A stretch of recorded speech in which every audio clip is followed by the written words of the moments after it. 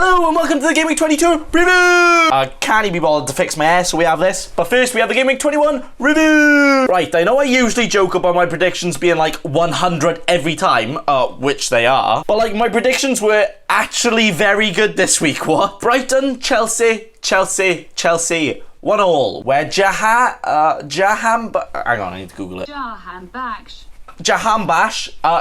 Chelsea. With a bicycle kick that actually puts motorbikes to shame. It was that good. Brighton could and probably should have went on to win it, but they didn't chicken wing it, so I like it 1-1. Burnley Villa somehow ended 2-1, even with Villa making Burnley their sub with the amount they were dominating them. But unfortunately, Wesley's knee has died after being deck-chaired by a Burnley player, so he's probably out for around a year. Rest in peace, Wesley's knee. Get well better soon, lad. Get well better soon. Okay. Newcastle 0, Leicester 3. Now, exactly right again. Of course, it's me. But I would have never predicted that score knowing that Leicester's B team was playing again. Well, not really, but still scoring 3 without top banger Jamie Vardy? Not bad at all. Spurs, must I say anything else? Daddy Ings' powers were just too strong to handle for the special one. Also, rest in peace, Harry Kane's hamstring. You won't be forgotten. Watford Wolves. Hey, I said it would be 2-1, but I kind of forgot that Watford Madrid are very good now, with top striker Cristiano Dini knocking them in again. So congratulations of not being bottom anymore. Hey! Pep versus Ancelotti. 2-1, of course. But I think it's time to sell De Bruyne, lads. I can't believe he's blanked. Joking, Kev, lad. I would never get rid of you again after what you did to me. But Jesus turning water to wine and then also turning 2 chances into 2 goals. Norwich Palace. Destined to be a draw, like I said, lads. That's about it, really. David Moyes, the absolute king. 4-0 already. Champions League confirmed for West Ham next season. Easily peasily, best manager. You know, Man United, you should have looked for him. Arteta, a guy who has been managing for less time than Pogba spends an hairdresser at a time. Out tactics Ole in an easy game, 2-0 to Arsenal. Exactly what I said for half of the prediction, so I'm right. And ended it with the champions of the Champions League, but not quite the champions of the league, but nearly the champions. Ended 2-0 very easily. Where it's just mad how much better they are than every other team. Fair play, but is it fair? That meaning 4 of my 10 predictions were exactly bang on the money, so everything absolutely banging, just like my score for this week, where the average was 48 points, but the highest being 112 points, but my score being the very nice score, 69, bringing my rank up from 255k to 192k, with my team being this. Gonna have to start selling yo-yos with my rank, I swear to God. Proper going up and down between the 100s and 200k's right now. Like I am actually Bouncy Ball FC now. But to be consistently hovering around this rank right now is very good. But for the first time in a long time, I actually got the goalkeeper decision wrong. Boo! Sack the manager, get him out of the club. We can do better. But it was only 1 point, so no need to panic. Don't force me out yet. Trent, my man. Liverpool have now had 4 clean sheets in a row, double than what they had in the first 16 weeks. What? So Trent now costing 7.5 million. Just take all my money because all the points for Liverpool players now, 6 points this week, will do very nicely. Sayonshu, the absolute boy, managed to not only get a clean sheet, but 2 bonus points from out of nowhere. 8 points, the absolute tease. Loving it, Sayonshu, lad. Keep it going. Then the very hard decision over potentially injured Lundstrom and Baldock. Very intense. It went down to the wire. What one I chose?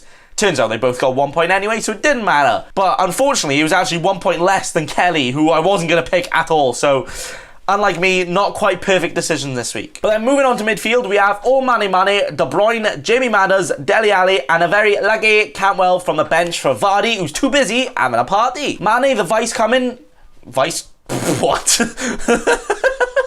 captain coming in clutch. Goal and a clean sheet for an 8, double to the 016 for Mane. De Bruyne, blank. Typical Kevin. Knew I couldn't trust him. But 21 FPL returns from him now in 21 game weeks. I think I will forgive him for blanking in 1 week. I won't leave you all alone again, Kev. Dele Alli showing you the true Ali again with a proper bottling Spurs. They are so inconsistent, they are now not even consistently inconsistent. It's like you have no idea what's going on. It could be time for Ali to leave my team and go back to MK Dons. Sorry, lad. James Maddison. I knew it was worth keeping you. I knew I made the right decision and you would repay me with 11 points, which you did, thank you. And just for 1 goal, that's not bad at all, is it? Taking home all the bonus, thank you please. Finally in midfield with the bench Cantwell coming in for Vardy. 10 points from an old sub player ain't too bad, is it? Some of you call it lucky. I say it's good good squad and good decision making them to put him first over the bench over Lundstrom. That's right, no luck needed right now. Wait, if I don't need any luck, does that mean I am now? I like it. Then with Jimenez with a very kind of blank on his debut for my club, very nice. But Daddy Ings being the absolute boy, he has now got the most bonus points out of any player, with somehow always getting all the bonus just from one goal.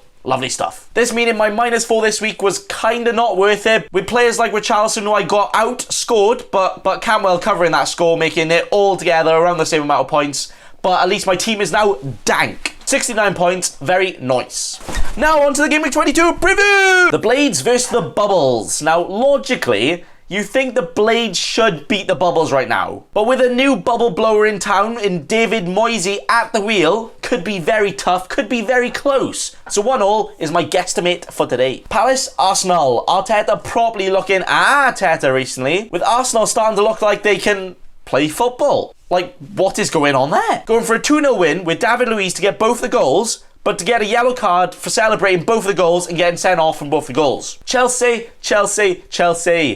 Kind of forgotten how to score recently, haven't they? But Burnley have somehow kind of looked worse.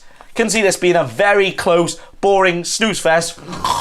1-0 it is. Everton, Brighton. Now this could actually be a very good game to watch. All the passes, all the chances. But Ancelotti, being the absolute don, will get the job done. 2-1, where I bet like Digne or someone scores a brace, because why not? Leicester, Southampton. The battle of Vardy versus Ings. Ooh. Well, maybe if Vardy like starts and is ready, it could be an easier game for Leicester. But Southampton have actually not been too bad recently. So I'm going to go for a 3-1 with Vardy banging them all in if he plays. If not, maybe 2-1, maybe 2-0, maybe 3-1 still. Man United, Norwich. Now, United could be tired playing an extra game in midweek, and the fact they have about like 4 decent players. But I do think this will be a close battle, with Norwich usually doing well against the better teams. So United fans, I'm not mean to you all the time, see? You can be good sometimes, but only good enough for a 1-0 today. Wolves, Newcastle. Now, I actually think this will be a walk, and maybe even a swim in the park for Wolves. Newcastle have so many injuries, their starting 11 might actually have to be carried onto the pitch with stretchers. So an easy 3-0. Spurs against the not champions.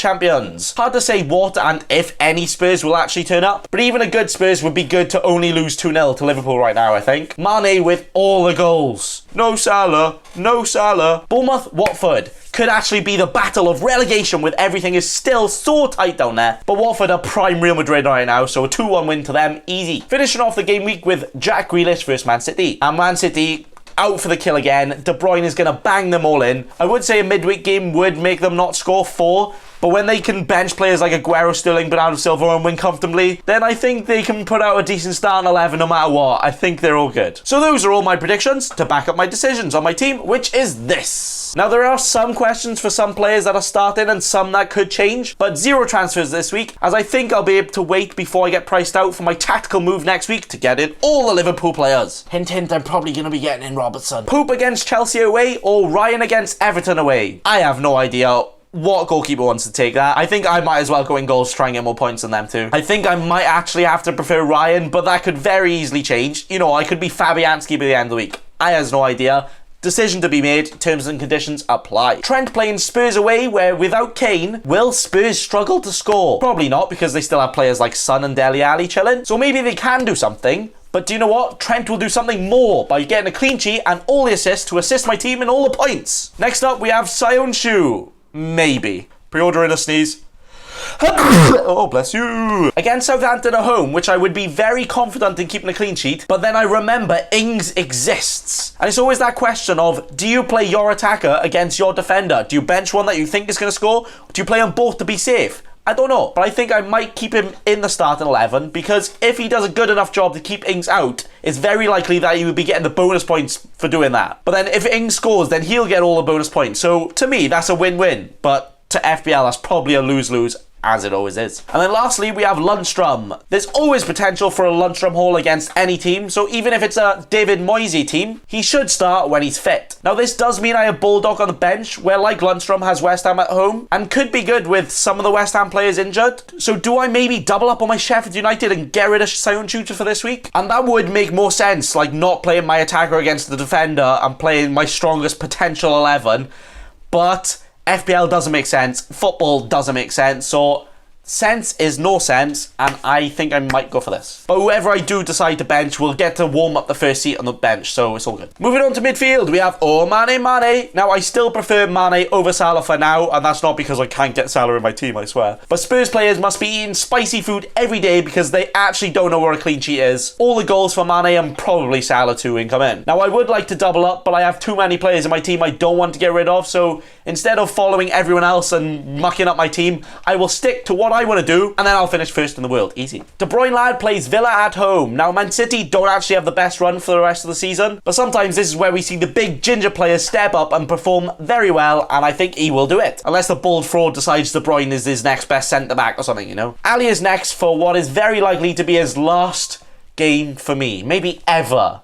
Until like 4 weeks when he looks essential again. Liverpool at home probably isn't the best thing for him to give me a farewell present, but you know what, Delhi, give me the 2 points and not a red card, that's all I ask for. Finishing off the midfield with Maddison. Southampton at home could be very good for him, especially if the main banger is back. Leicester's good run should make him one of the best players for his price for the next few weeks and probably the rest of the season. So here's to hoping Man United don't offer Lingard in a swap deal to get him away from them. Wait, what? Now this attacking lineup means I am benching Cantwell against a possibly tired Man United.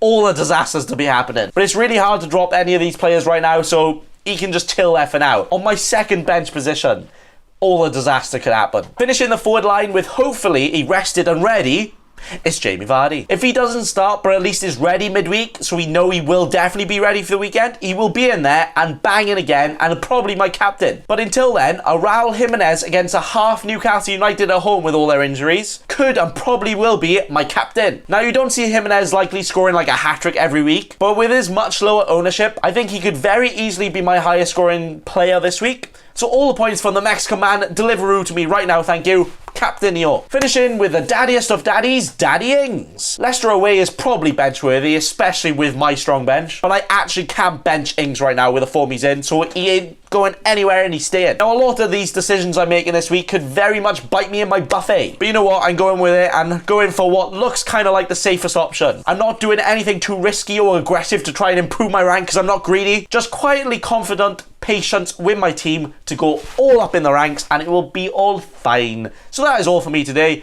Thank you very much for watching. And remember... don't be a cheeky scrub. Subscribe to Nathan Bacon right now.